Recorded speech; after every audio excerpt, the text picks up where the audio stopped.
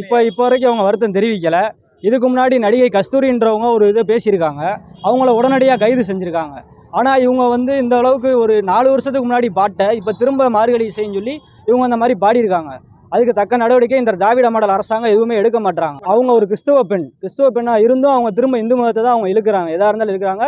இதுக்கு டைரக்டர் பா ரஞ்சித்ன்றவரும் துணை போறாரு. அதை சட்டப்படி அவங்க திராவிட மாடல் அரசாங்கம் நடவடிக்கை எடுக்கணும். எடுக்கலைன்னா தமிழகம் முழுவதும் கொந்தளிப்பு ஆர்ப்பாட்டம் பிரதிபலிக்கும். இப்போ அனைத்து ஐயப்ப பக்தர்களும் மன உளைச்சலுக்கு ஆளாயிருக்காங்க. இதை கண்டிக்கிறோம், வன்மையாக கண்டிக்கிறோம். அவங்கள கைது செய்யணும். இவங்க இந்த கரெக்டாக இந்த ஐயப்ப சீசன் வந்தால் மட்டும்தான் இந்த மாதிரி அவங்க இந்து மதத்தை இழிவுபடுத்தும் விதமாக பண்ணுறாங்க.